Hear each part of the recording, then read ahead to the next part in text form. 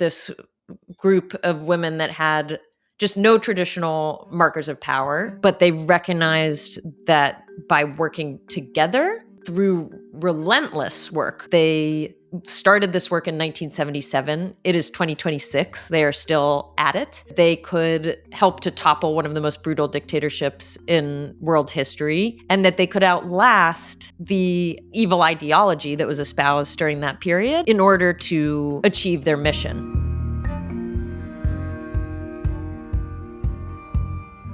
Good morning, everybody. It's Guy Kawasaki. Welcome to another episode of the Remarkable People podcast. We have a very remarkable person with a remarkable story that is in a remarkable book. It is something I'd never heard of, and I've been to Argentina, and all this history that preceded my visit, I had no idea. So let me give you a quick introduction. Her name is Cohen Gilliland.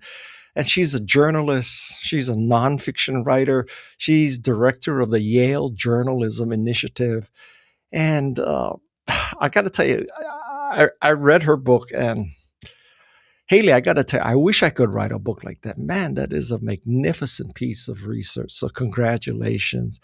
Her work blends, it's like investigative reporting, it's literary narrative, it's centered usually on moral courage and the intersection of personal stories and history and geopolitical events. Her new book is called A Flower Traveled in My Blood: The Incredible True Story of the Grandmothers Who Fought to Find a Stolen Generation of Children. That's quite the subtitle, Haley. I mean, you really got it covered. So welcome to Remarkable People, Haley.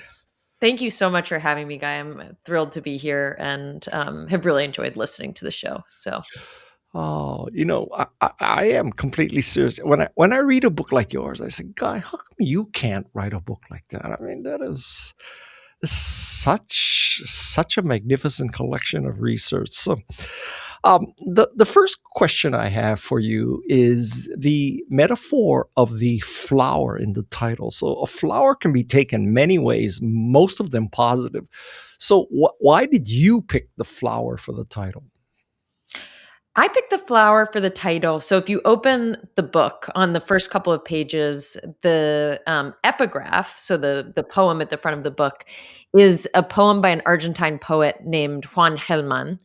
And Hellman wrote this poem actually long before the events that are described in the book, long before the Argentine coup of 1976. But his words really seem to resonate with the topic that I wanted to explore. So the poem starts, "A bird lived in me." Well, it's in Spanish, but the English translation is, "A bird lived in me, a flower traveled in my blood."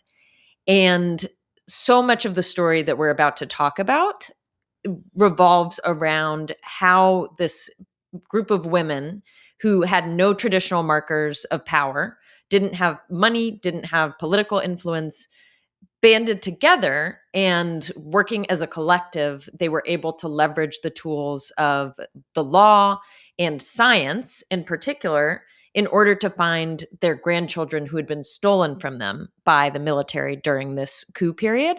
And so the flower, to me, it can actually take on several different meanings, but I think the most salient one is a reference to how the grandmothers harnessed the power of genetics in order to find their stolen grandchildren, because they recognized that there was something innate in their grandchildren that traveled within them, even though they had been stolen and, displaced to families that weren't meant to be theirs, and that they could use that inherent, genetic material in order to identify and reunite with them. All right. We will come to a discussion about DNA and markers, because I found that very interesting. Well, for one thing, the person who did that, Mary Claire King, in your book, her picture is in front of a Macintosh. So I said, oh, she's got to be a good person right there. She's in front of a Macintosh. So just give us the gist of this story. Give us the overview so we understand, what we're all going to talk about here. Yes. So my book, A Flower Traveled in My Blood, is about the abuelas de Plaza de Mayo, who are this incredible group of grandmothers who banded together during Argentina's 1976 to 1983 dictatorship at a time of just absolute carnage in Argentina, where the military was disappearing um, Argentines left and right and in droves. The most commonly accepted estimate is that the military ended up disappearing 30,000 people during that time. And among those who were disappeared were 500 women who happened to be pregnant at that time or to have young children and babies at that time. And so essentially, what the military would do, because they were trying to purge the country of anyone whose ideas they found subversive, and I put subversive in quotes for those who are listening and not watching, um, was they would round people up in unmarked cars, often wearing masks. The resonances are a little bit too eerie for comfort, and take them to these clandestine detention centers where they were tortured for information and then quietly killed. And this is what happened with the pregnant women as well, with the caveat that the military waited for the women to give birth to their children first and then stole their children, and in many cases placed them with military and police families to be raised under false identities, and then quietly killed those mothers who had just given birth. And so my book focuses on, this phenomenon, but also more kind of it's more focused on the grandmothers who, at immense risk to themselves while all these horrific things were going on, banded together in order to find those stolen babies, their stolen grandchildren. Did the genesis of this book occur when you were working for The Economist when you were in Argentina? I mean, you get off the plane, you're working for The Economist, and next thing you know, you're writing about the dirty wars. I mean, how does that transition happen? The genesis was sort of diffuse. It's hard to pinpoint the exact moment because I moved to Argentina in 2011 on what was meant to be a 1-year research fellowship. And that was the point at which I learned this story. I moved down with a basic working knowledge of what had happened during the dictatorship. I knew that tens of thousands of Argentines had been disappeared, but I actually hadn't heard of the abuelas. And I didn't know that among those stolen during this time were babies. And so I was immediately, as most people are, I think, upon learning this story for the first time, just flabbergasted that this had happened so recently, and that I hadn't heard about it. And so I immediately became really obsessed with researching the grandmothers, and just spent an inordinate amount of time reading about them, watching documentaries about them, trying to learn as much as I could about them. But then, as you mentioned, I ended up getting a job with The Economist, and two things happened. One was that I ended up living in Argentina for 4 years, which was amazing. I mean, it was the most fun period of my professional life. But the longer I lived in Argentina, the more I got lulled into this, what ended up being a very false sense that everybody in the world already knew this story. Because in Argentina, the abuelas are iconic. Everybody knows who they are. Most people know this history, although that's changing a little bit with the younger generations. And so I just got lulled into the sense that everybody already knew this story, and I wouldn't be able to necessarily add value by telling it yet again. And so that was when the seeds of this project were planted. But it really wasn't until moving back to the States years later and actually becoming pregnant myself for the first time that their story really came flooding back to me in a very intense and visceral way. And so I started talking to friends about it, many of whom studied history as I did in college, and nobody knew that this had happened. And that was what reassured me that there was a real value in bringing this story to an audience that might not otherwise be familiar with it. So, how many years did it take to write this book? It's 2026 now. It just came out. Yeah, so I would say I moved to Argentina in 2011. I lived there from 2011 to 2015, and that time definitely informed, the research that went into this book.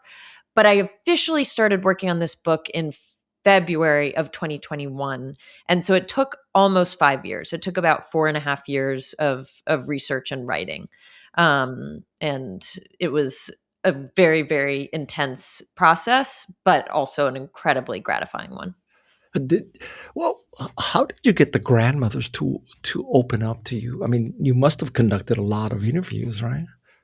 I did. So this book is a fusion of a lot of archival research. I can talk about some of the archives that I used and some of the other researchers who I'm so grateful to because they put their research out there for public consumption.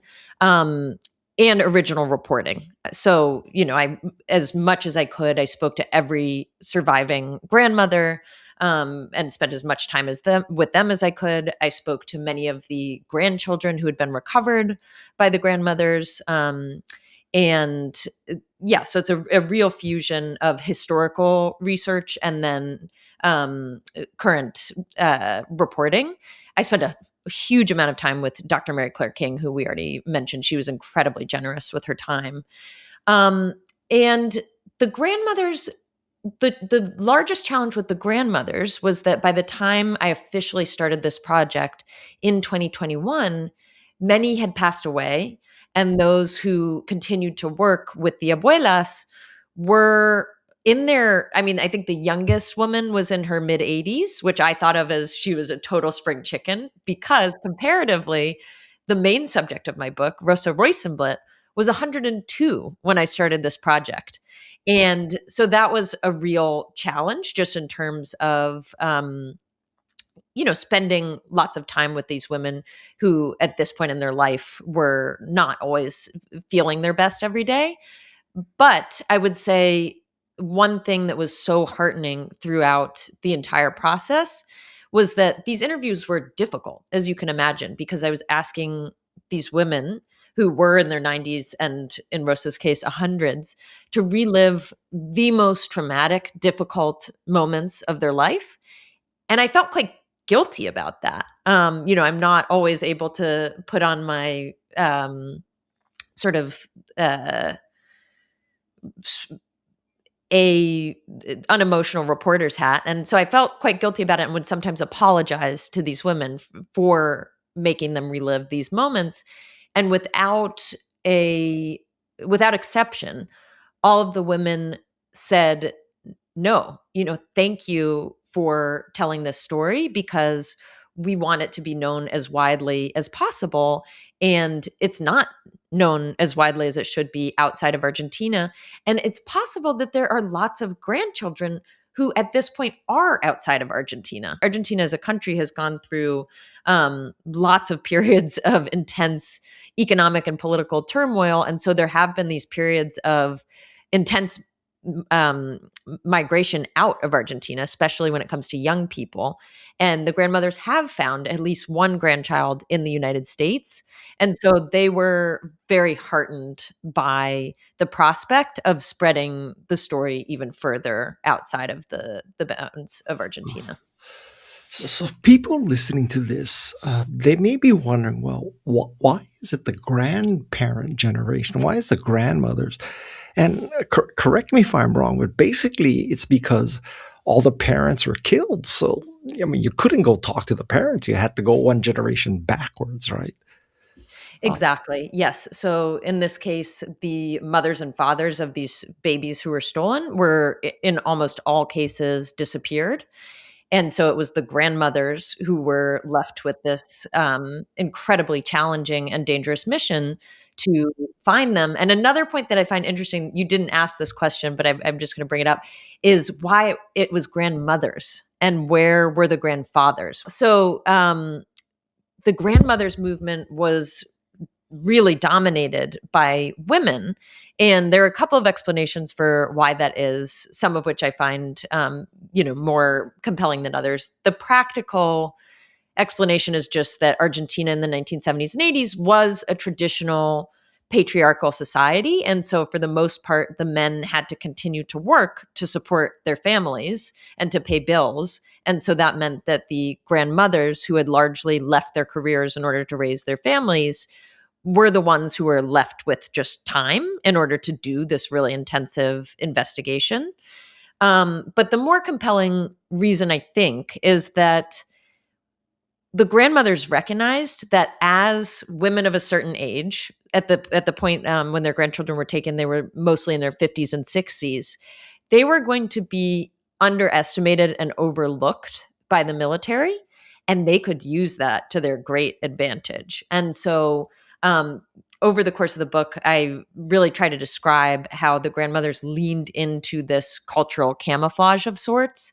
So, for instance, they would have these surreptitious meetings at cafes at the beginning of their movement before they had a headquarters, and they would bring knitting needles to place next to their coffee cups to just play up the idea that they were harmless little grannies.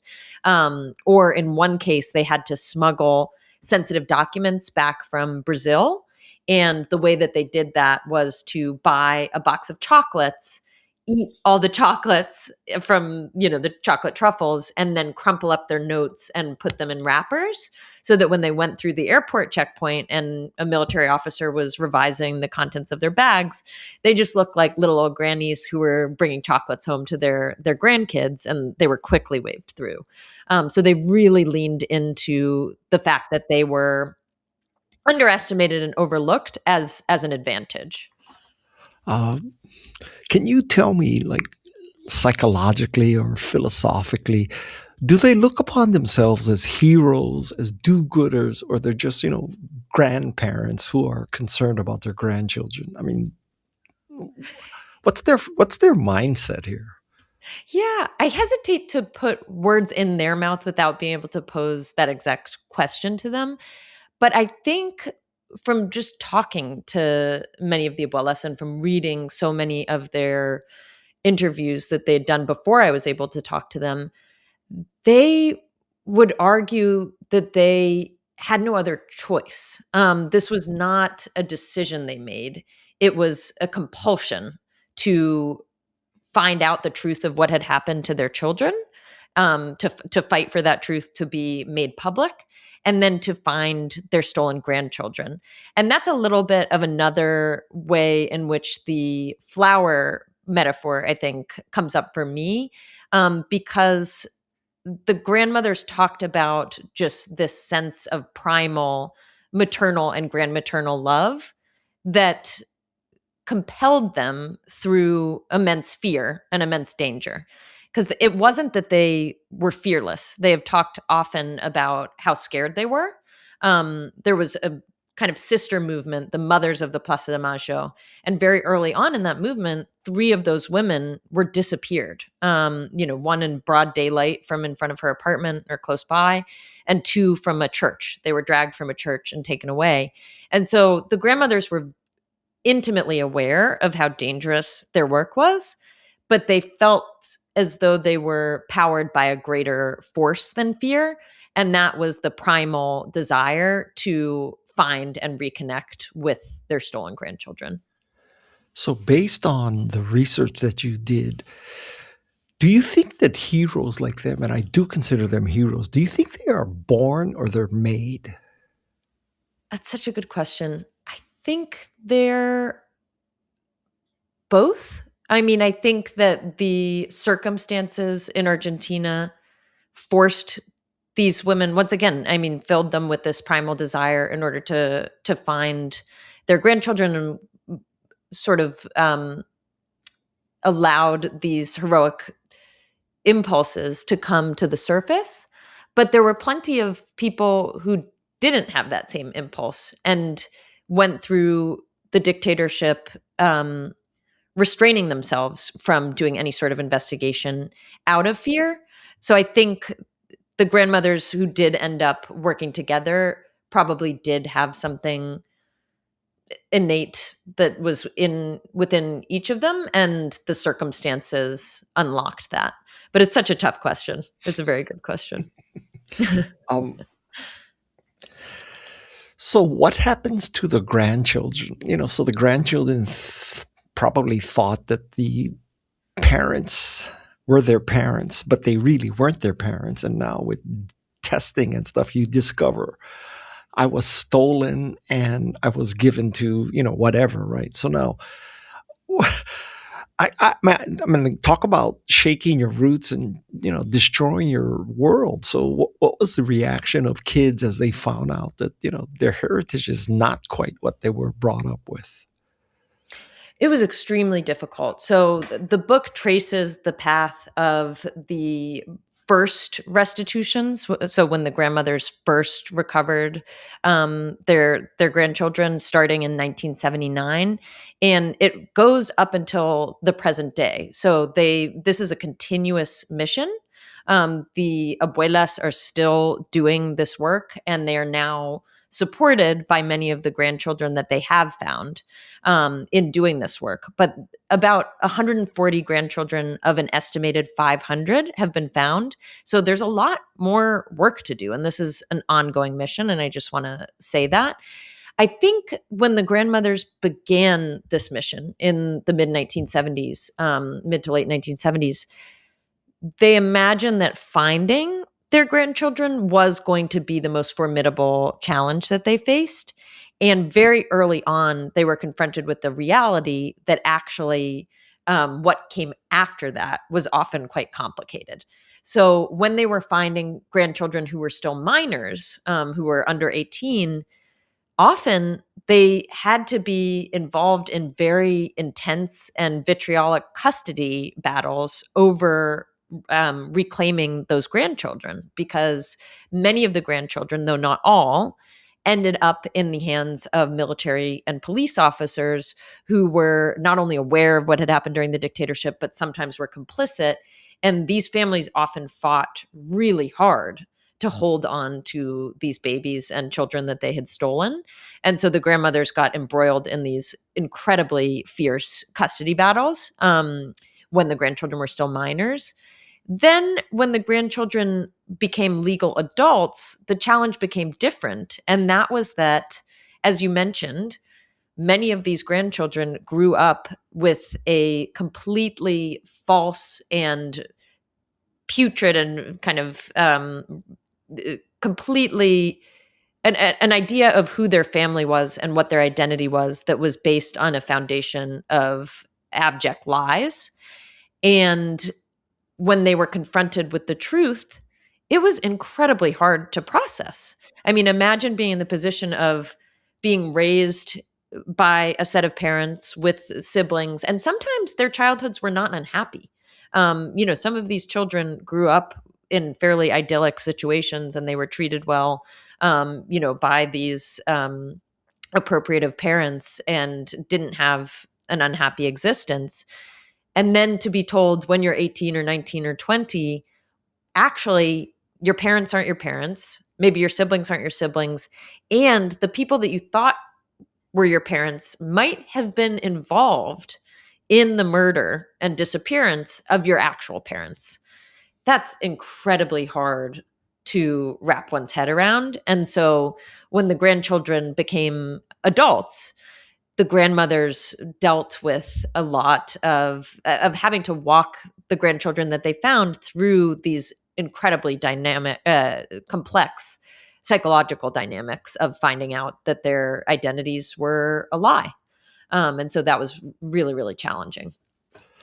Um, I have to ask you this question. So, when a journalist encounters something like this, there's this theory about journalistic neutralism and, you got to present both sides. But when you encounter something like this, is that like that idealistic desire to show both sides? It's just total bullshit. I mean, there is no both sides, right? There's only one sidedness. So, how do you handle this as a journalist?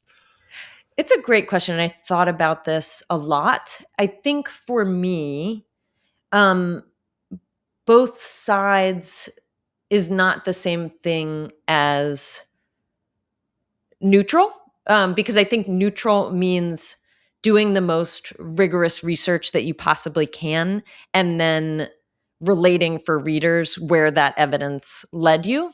And that often will not be an equal balance between two sides.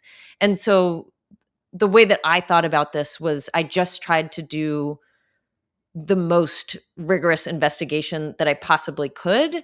I tried to document where everything came from in the book. So one of the parts of the book that I'm actually proudest of, I don't know if you got to them, but is the endnotes section, which is almost 80 pages long, and a real bear to organize. But I think for me, it just meant trying to get as close to, especially when I was researching historical events that I was not party to personally. I was not there. I was not born in the 1970s. It just meant doing an inordinate amount of research to try to get as close to what actually happened as possible, and then to relate that. So that's what it means in practice for me. Yeah, as a West Coast liberal, I live in a bubble, obviously, and when I read a story like this, I say, how can this happen, right? But then if you really think about it, well, in America, there were Native American boarding schools.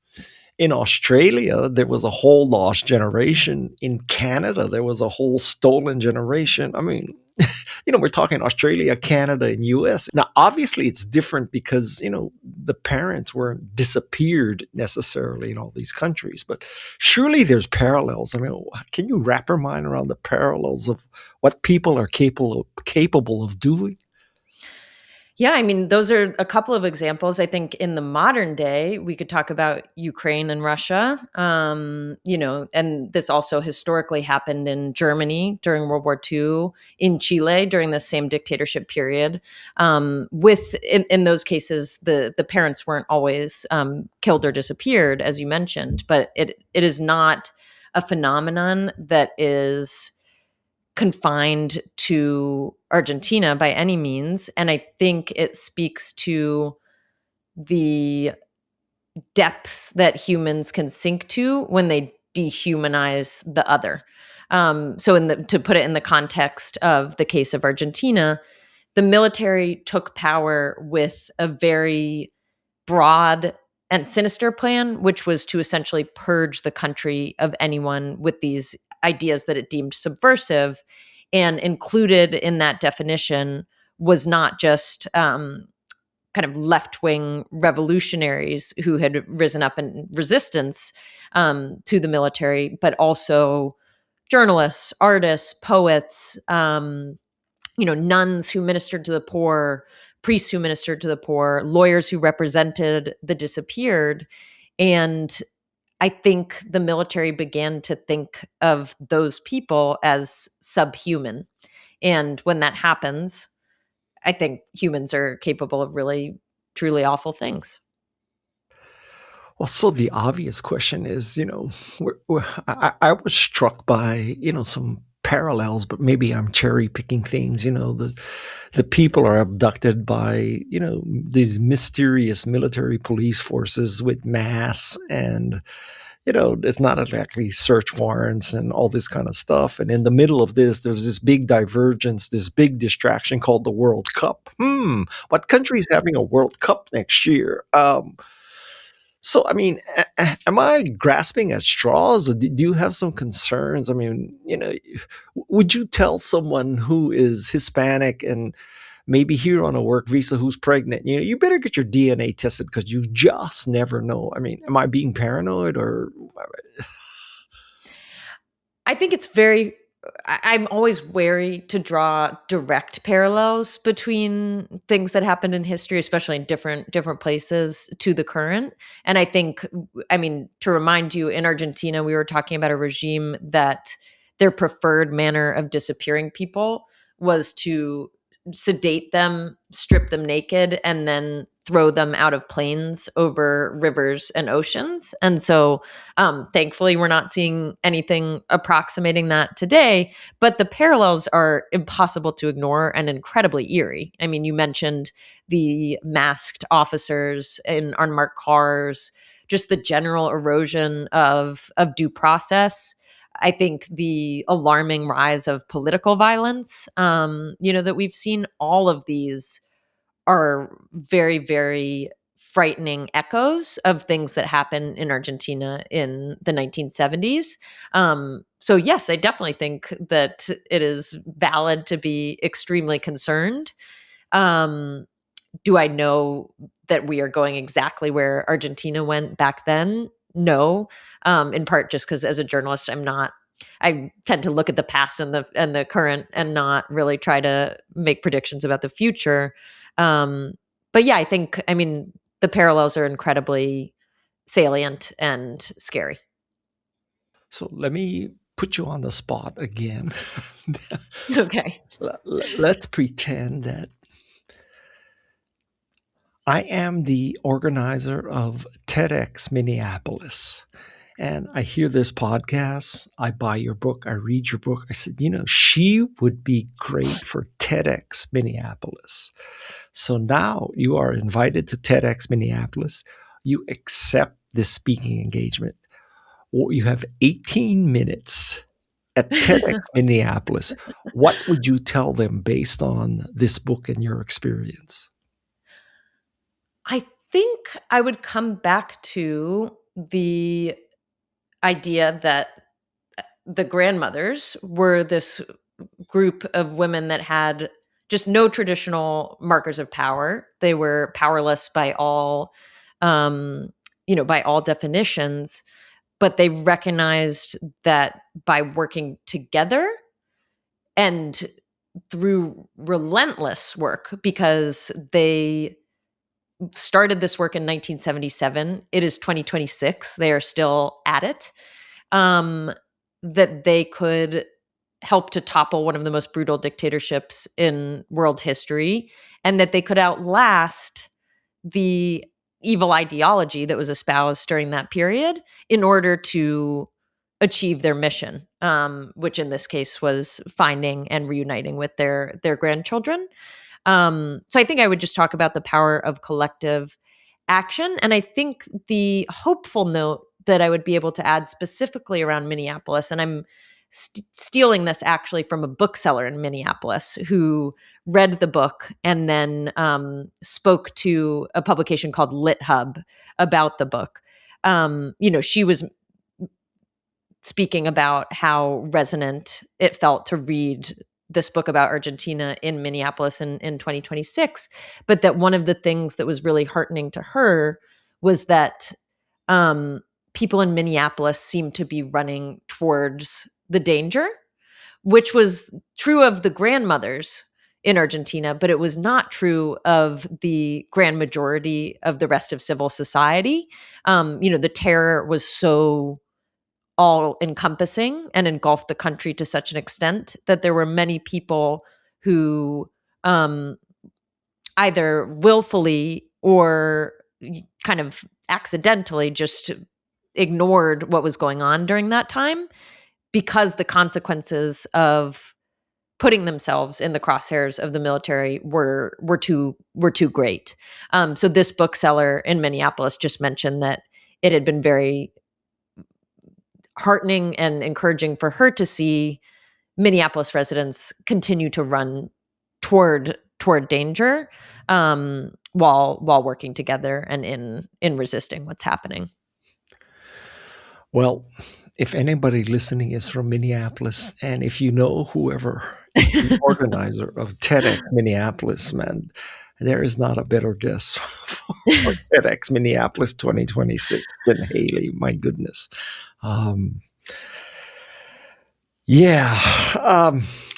So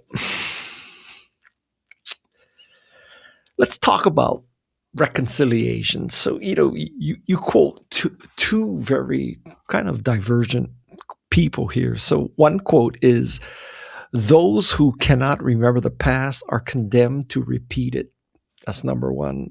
On the other hand, the other person says, "We should raise a monument to amnesia."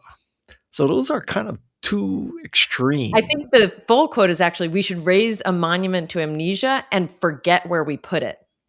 Exactly. which is even more powerful. Now, those two things are in direct contradiction. So, what's your thinking here? Is it reconciliation, resolution, or is it amnesia? What do you do after something like this?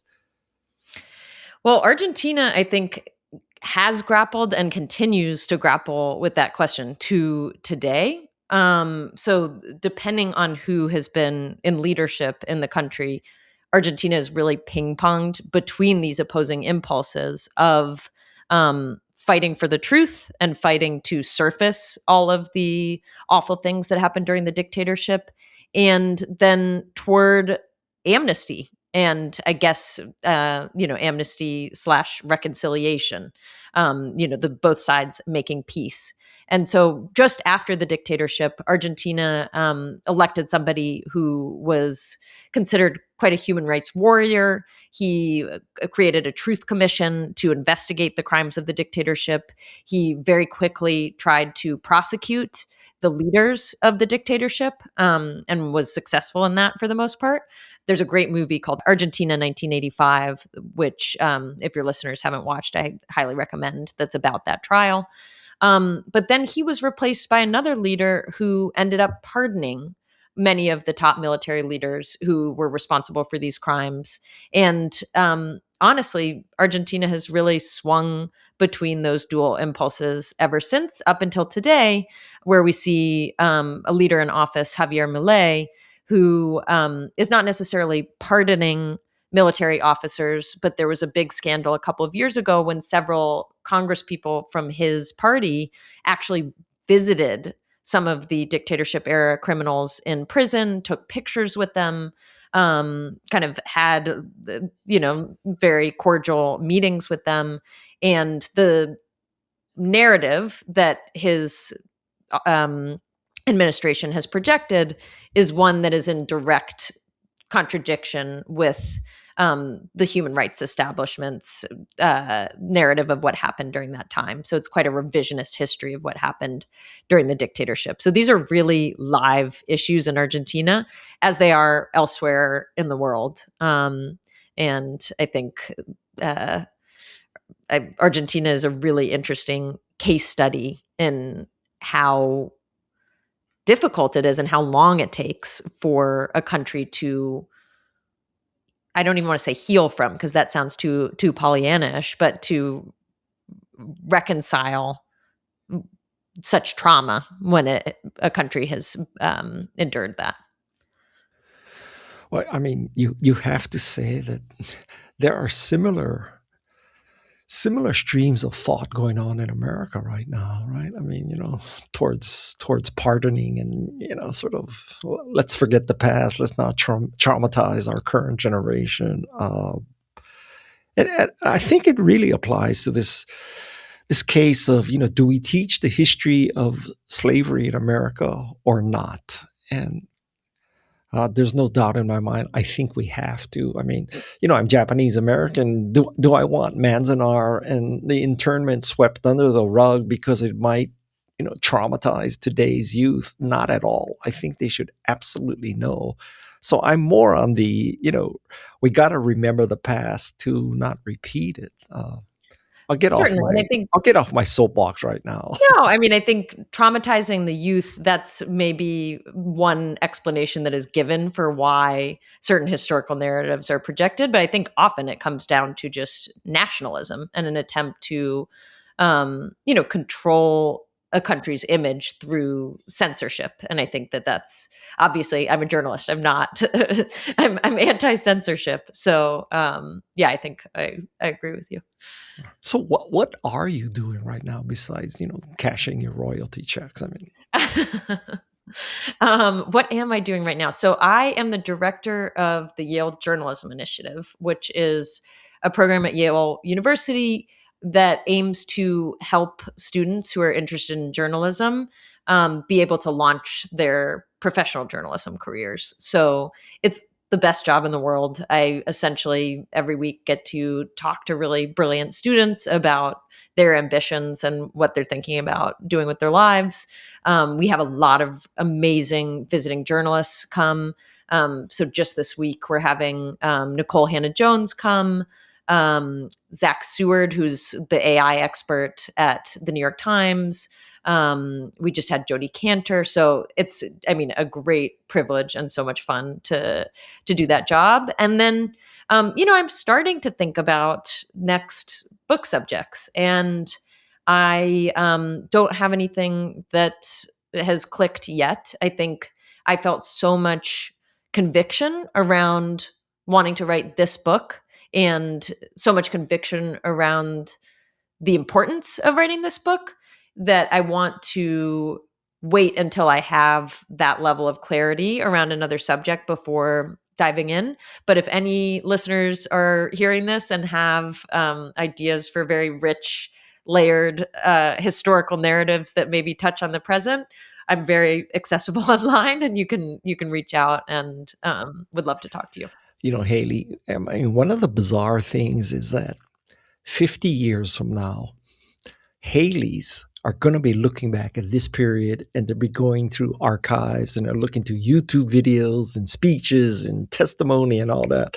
And they're going to try to recreate what the hell happened in America in, 2020 to 2030.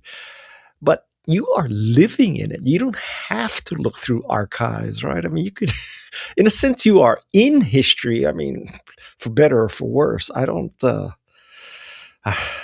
sure we prefer not to be in such a historical period, but yeah, it's a bizarre time.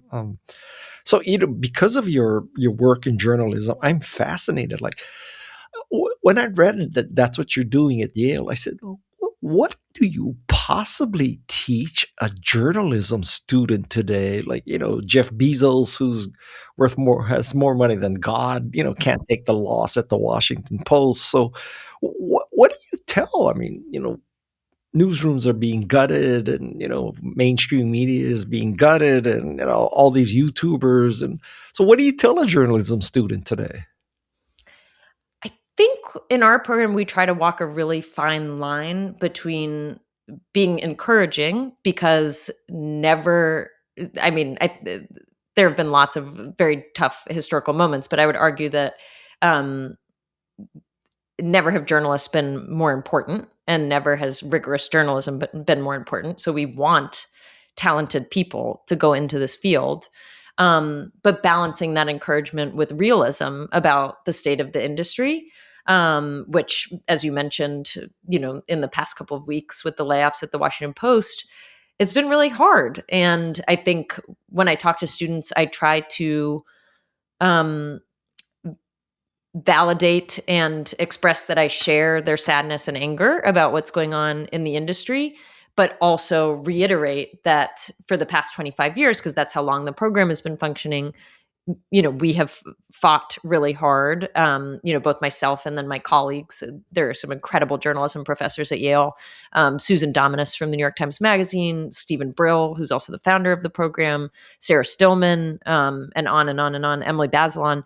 All these people who are in positions of power within various news organizations are going to continue to fight to help you do this work if this is what you've decided your calling is. So that's basically the very delicate line that we try to walk when speaking with students. But it is a really difficult time for the industry, and we certainly don't try to whitewash that. We want people to go in clear-eyed. I do think there are certain people who just have the bug for this kind of work, and they're not going to be fulfilled unless they try to make it work. And if they can't, journalism skills are so transferable to so many other fields and types of work. So we try to strike that balance between being realistic and encouraging. And is there a sort of a entrepreneur track where you say, you might not go to work for the New York Times or the Washington Post, but look at Heather Cox Richardson.